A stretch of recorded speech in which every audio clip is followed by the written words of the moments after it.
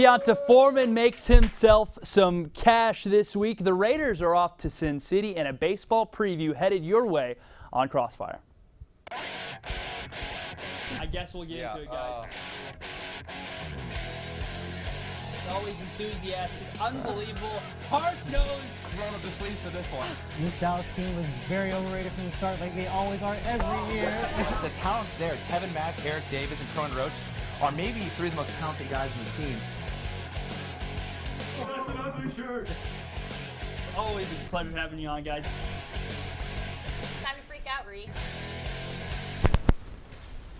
Good evening and welcome into your home for live sports debate right here on the 40 Acres. I'm Reese Miller, glad to be with you and so glad you've joined us. Terrific panel of experts. Everybody's returned. We've kind of passed that point in the semester where people are making their debuts. We've got Mark Skol, got the Navy thing going on. I like that. Thank you. Crowd favorite. I like the new suit. Wow. Well, Looks thanks, good. and thank you, Mom and Dad at home. But thank you for the compliment as well. Nick Walters, glad to have you. Wow, solid reception Thanks, Eric. from the Appreciate it. crowds. That's huge. Steve Helwick, NIU himself, the man of the man of the Maction, we like to call him around here. Steve, glad you're here as well. Thank you.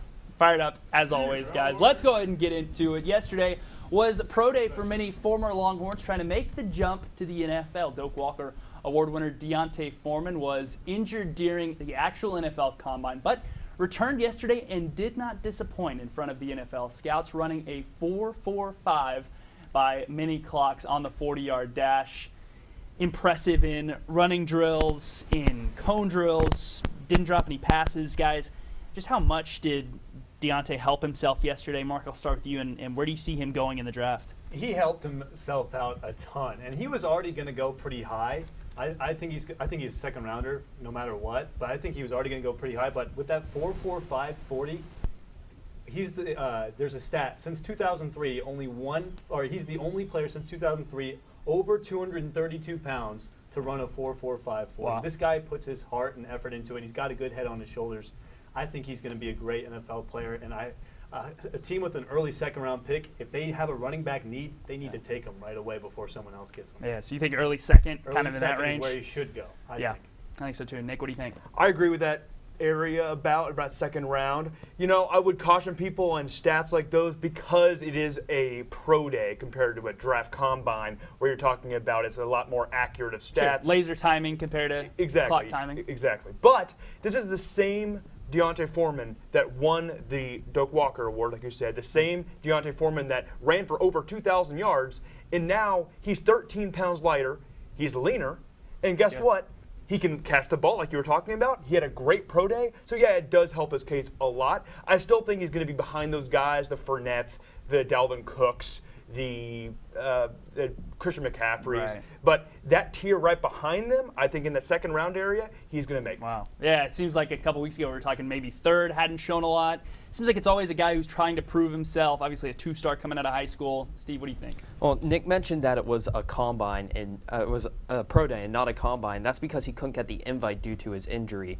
And I think teams have those injury concerns with Foreman. He had a nagging injury all of last year. Yeah. But the 4.45 40 is really important because he's a power back, a guy who breaks tackles, and he showed his explosiveness, 33-inch vertical jump. I think he moved out of the third round and maybe a late second-round pick, early third-round pick. I think he could be a great fit for a team like the Vikings, a team that might need a running back there after Adrian Peterson's gone.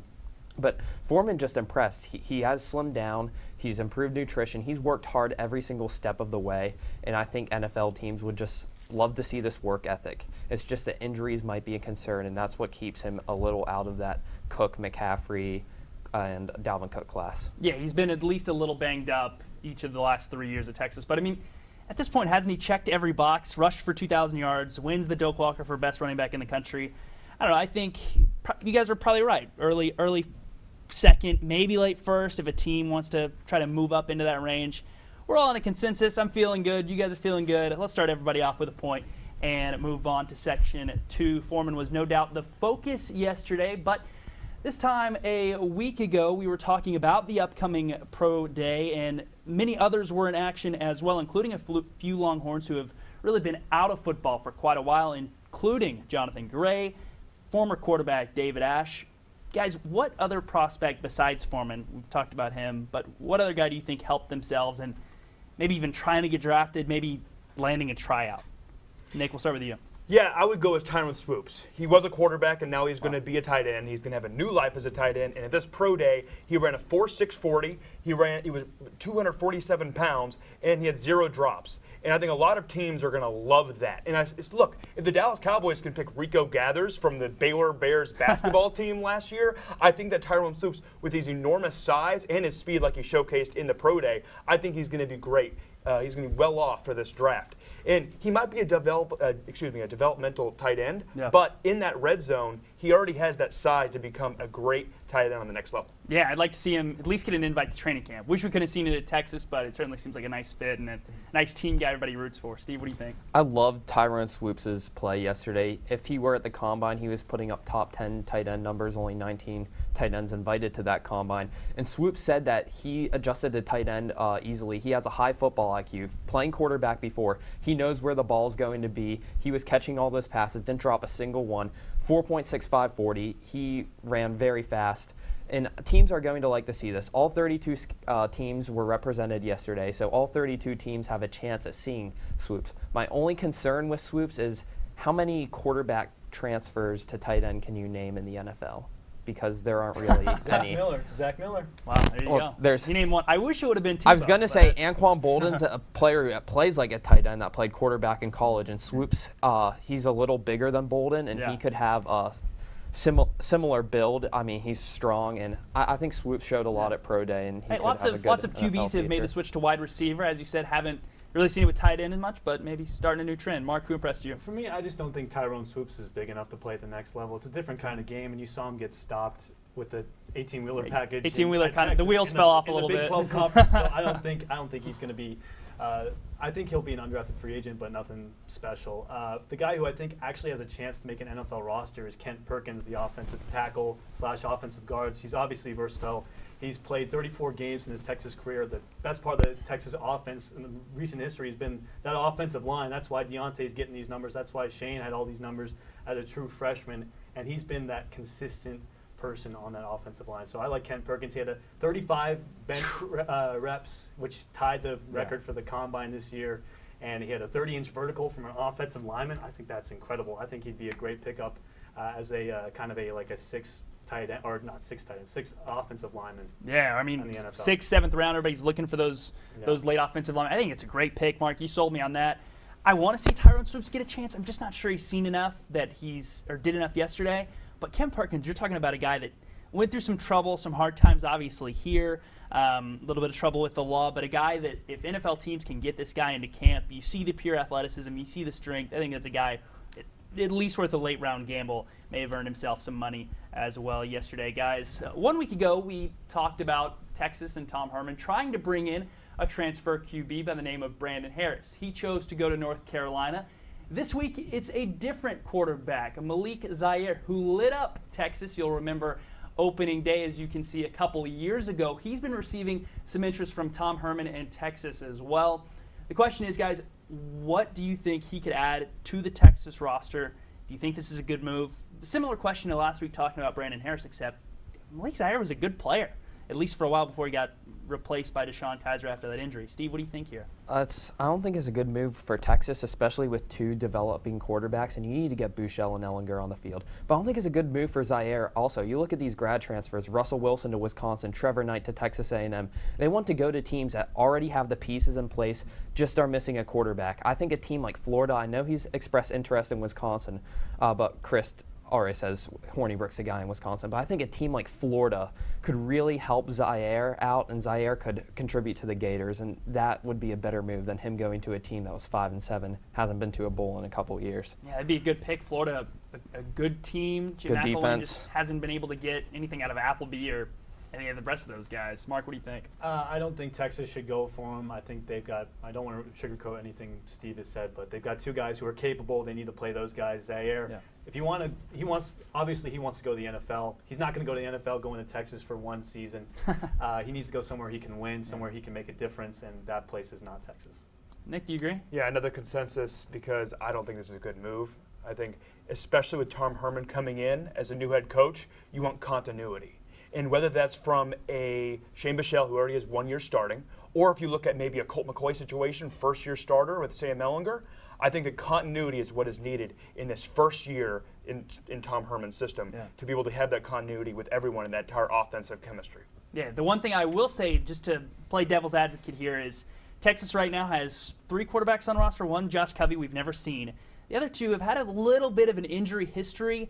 Maybe try to bring in a guy just for depth. I agree Malik Zaire probably doesn't want to be third string and probably is too good to be that way, and I think those 2 guys need to play. But anyway, Steve, I'm giving you the point just because you mentioned a different route. I think Florida would be great. I think that'd be really interesting to see and get some fun inside that SEC. SEC East is way too boring. So anyways, with that, we are headed to break. We're done with round 1, but the Raiders are headed to Sin City, plus predictions galore you will not want to miss.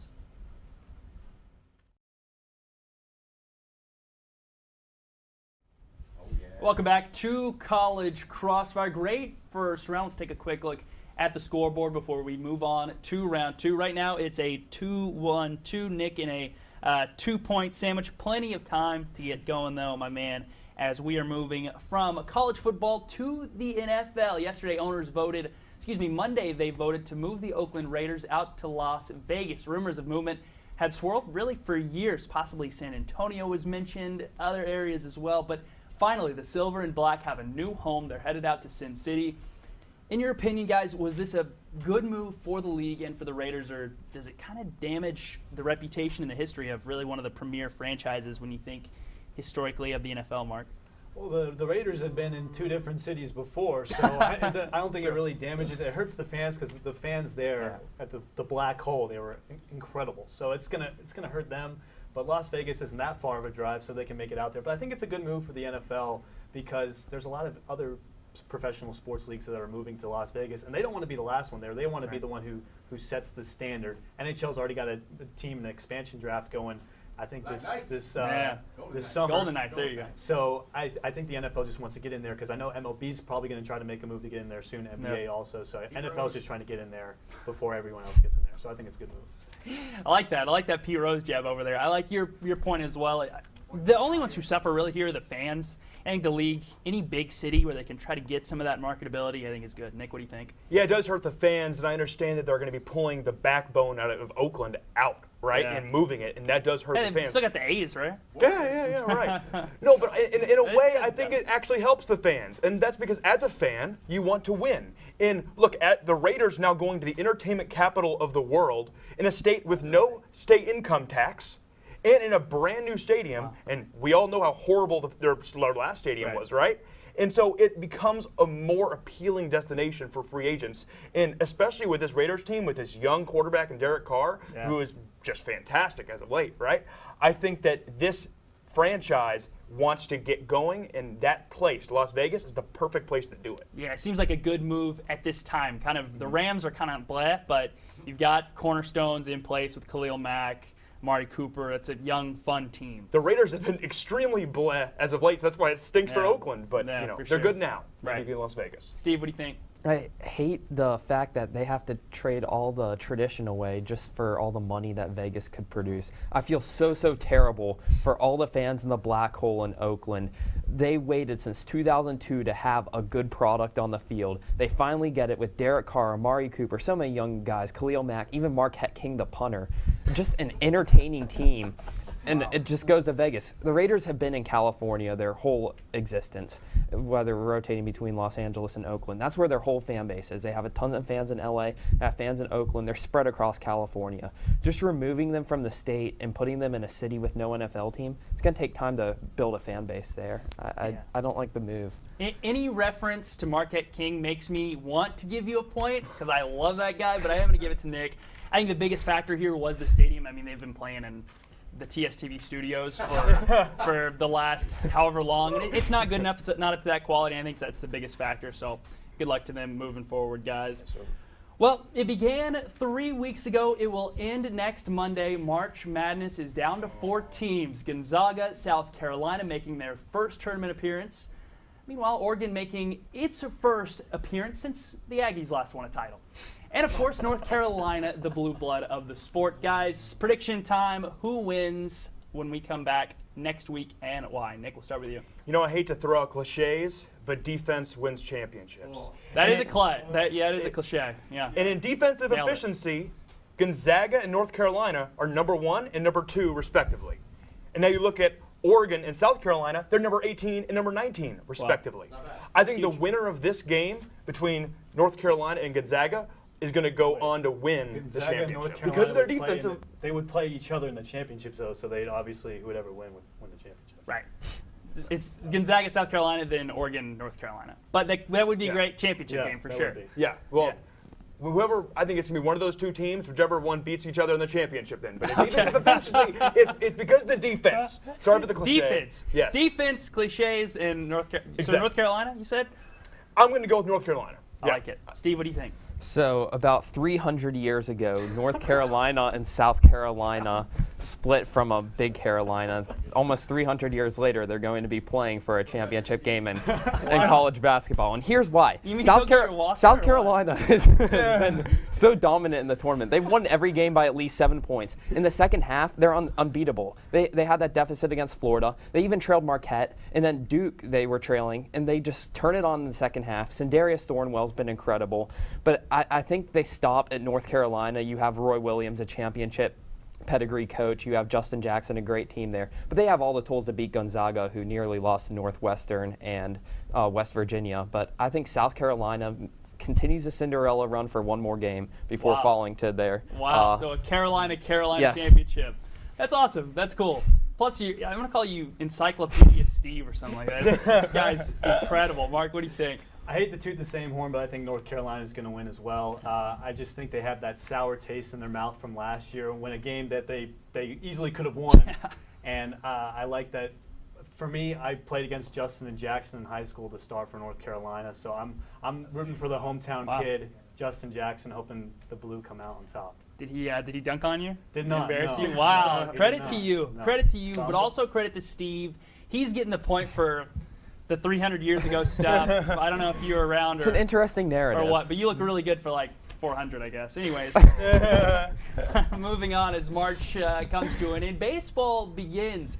The Chicago Cubs, that's weird to say, looking to defend their title. Meanwhile, the two teams from Texas have never hoisted the trophy. We're asking for some bold predictions here, fellas. Your MVP and your World Series champion. Stephen, we'll start with you. Professor Stephen. I'll have them both come from Massachusetts. I like the Boston Red Sox continuing their unfinished business from last year, seeing the sweep to the Indians in the playoffs. Mookie Betts, he really molded into a great player last year. I think he could be an MVP candidate this year, even taking the award from Trout. And the thing was, the Red Sox had a great offseason. They got Mitch Moreland, a great defensive first baseman, and added Chris Sale to an already stacked pitching rotation. David Price will come off the DL a few months into the season. Rick Porcello. And the Red Sox are stacked, and I think they can beat a team like maybe the Dodgers in the World Series. Wow. Kershaw for a Cy Young. Wow. So Mookie Betts is your MVP. Wow. Okay. Don't sleep on Mitch Moreland, man. Former Ranger, Gold Glove winner last year. Mark, what do you think? For my MVP, we all saw Chris Bryant had an amazing season, and his partner in crime, Anthony Rizzo, I think he's going to come out on top with the MVP. Brizzo, whatever the company's called, they're getting home run balls to all their fans. I like Rizzo. I think he's great with his glove. Obviously, he makes like every single foul ball catch of all time, and he makes it in the stands. He could go on the beam at the Olympics too. He's so amazing. I think he's going to win MVP. I think he's going to hit 40 homers. I think the Cubs are going to repeat as champions. I'm not saying that as bias either. Are you a Cubs fan? They're going to have Schwarber. Schwarber's going to be actually playing during the regular season. They're going to move Hayward to center field, so they're still going to have Hayward, a good defensive presence in center. Zobrist in right, Baez at second, and then the infield will remain the same other than that. Pitching staff still good. Yeah. Hayward was great last year. You're right. Great in the field. And that's all they don't need him in the lineup as much. They need him in the field. So I like the Cubs. Cubs fan. No. They're good. It's easy to make that pick. Nick, what do you think? Yeah, when in doubt, I'm going to go with talent, and that's Mike Trout. He does have some competition. You're talking about Bryce Harper and Altuve and Betts, but I think at the end of the day, I think it's a safe bet to go with him. So, but I think for the champion, I'm going to go with the LA Dodgers. Clayton Kershaw is a big reason for that, but I think it's also the depth behind him on the mound. Yeah. It's nearly every single night they're going to have a good to great arm on the mound. But you also have the versatility across the entire team. You have the manager, and you have the money to make the deals you got to make before the trade deadline. I think it's going to be the Dodgers. Maybe the most exciting shortstop in the game, Corey Seager. That's a guy I think could break out into that MVP conversation. You mentioned Mike Trout. Nick, I'm going to go and give you the point. Every season of his, since he's been in the majors, has ranked in the top 10 of wins above replacement all time. I mean, the guy's incredible. He could win the MVP every single year. So Nick is getting the points. Going to break, but don't go anywhere. We turn up the heat on Rapid Fire next.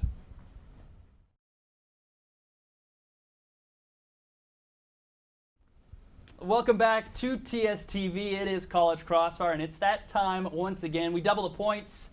Toss out some hot sports takes. It's rapid fire. We've got the scoreboard at 2-3 heading on, guys. You know the drill. Let's go ahead and get to it. Tony Romo has still not been released by the Dallas Cowboys. That saga continues. Reports say that Fox has reached out to him to replace John Lynch as their number 2 broadcaster. CBS is trying to get rid of Phil Simms and replace Tony Romo there. So he's definitely got options. We've seen tons of athletes transition from the field to the booth. By the way, Tony better not quit playing for all of our sake, especially mine. But anyways, the question is, what athlete, current athlete, do you think would make the best future announcer? Marshawn Lynch. It can be any sport. Marshawn Lynch. Major sport. I mean, let's be honest. Everyone would tune into a game. Networks could get so much money just having Marshawn Lynch as a broadcaster there. He always has something interesting to say if he chooses to speak. And, I mean, he's played the game, he knows the game, and he's just entertaining, too. I don't know, he'll bring Skittles to the booth. I mean, it's just going to be entertaining with Marshawn Lynch in the booth every game. Put him with, like, John Gruden or something. Oh, my gosh, that would be legendary. That would be unbelievable. Who do you guys got? I'm going to go with, I mean, obviously you want to go with someone with personality and someone who obviously likes to speak their mind. I like Draymond Green. The guy's always putting his name out there. He's always blunt. He's always straightforward to the point. I think he'd be a great analyst for NBA on TNT. Yeah. Might have to watch his kicks to the other announcer or whatever. If you get Charles Barkley, I think that'd be pretty funny. That would be good. Nick, all right, Mark thinks a lot of personality is important. I'm going to go with the guy with the least amount of personality possible, and Jay Cutler. And that is because that's why. Wow. I'll tell you why. I need some convincing. I need ESPN to sign on Jay Cutler and debate Stephen A. Smith on First Take. And that would make the greatest debate of all time. So not just First Take, but we're talking about a guy that can really change up the airwaves. Yeah. A guy that can give it a different kind of personality, different feel to it. Yeah, you know I think the personality would maybe be like him with a cigar, no shirt on, maybe no not. Maybe maybe just walk out of the studio. I would tune in once. He'd probably tune in. I would tune in more than I currently tune into First Take. He could be a contrast to whatever other broadcasters are there. So give it to Jay to be like. He'd probably quit the broadcast early because his knees hurt. Right. Yeah. He might. His voice would get a little sore 10 minutes in. Steve's getting the point. Marshawn, that's the best answer I could possibly think of, guys. He's got the 2 points. Moving on. Just talked about the Oakland Raiders transitioning to Las Vegas, guys. We're going to make you in charge of one franchise. We saw the LA Rams move from St. Louis. You get to pick one franchise. It can be any of the major sports you want, any of the major 4. You get to pick the franchise, the team, and you move them to a different city of your choosing. Dang. Oh, man. Okay, so Cleveland just won the NBA Finals, and they made the World Series. Don't you think it's time they get a football team? So I think you should move maybe the Jacksonville Jaguars with all their young developing talent and give Cleveland the football team that they deserve. So let me get this straight. You're going to replace one of the worst franchises in the last 20 years with one of the worst franchises in the last 20 years. Oh, the Jags are developing. Don't they deserve someone better than the Jags? They hit well in free agency, and Jacksonville hasn't been supporting them well. They've talked about them to London. Why not them to Cleveland? The 2 worst teams. Cleveland has a passionate fan base. You're replacing trash with garbage. What do we got here? Oh, man. Come on. Honestly, I would like to see OKC move somewhere else. I don't think many people are going to OKC. Wow. I'd like to see taking their one team away. I'd like to see them go to Kansas City. Kansas City has a football team. They have a baseball team. think they need a basketball team. So I'll say I like OKC to Kansas City. I like that. Nick, real quick, who you got? Yeah, I'm going to go. So some states have an excess of teams in the NFL. Let's say just Florida, for example. Let's just say Tampa Bay or Jacksonville or a team there. I think you move one of those teams to a state that has nobody. So maybe Montana, like a Dakota state. Wow. So you give that area, that Cool. entire bulk area, a team to cheer for. I like that. Nick, I'm giving you the points. OKC losing a team makes me sad. Then they'd have no major teams. Nick's a happy guy. Give somebody else a new team. Yep. Last question. Anybody's got a shot at this one, fellas. Mark, you knew it was I knew coming. it. MLB season is upon us. The question we ask every year is, what would be your walk-up tune headed to the plate? We got to go quick.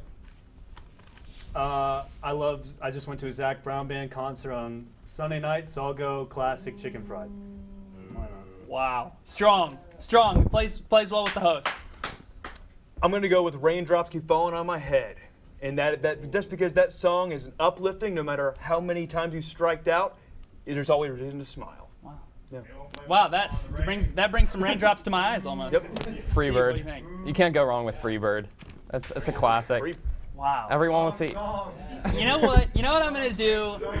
Nick Walters made me feel good. He brought a team out of nowhere, gave it to somebody else. Raindrops are not going to keep him down. His first win, sweet victory. Does Nick have time for FaceTime during his first win? Nick, I'm sorry, you do not have FaceTime. We'll save it for next week if you get to repeat. Congrats on your first win, and that will do it for this week in College Crossfire. Congrats to Nick Walters on his very first win. Great job by him and the rest of the entire panel.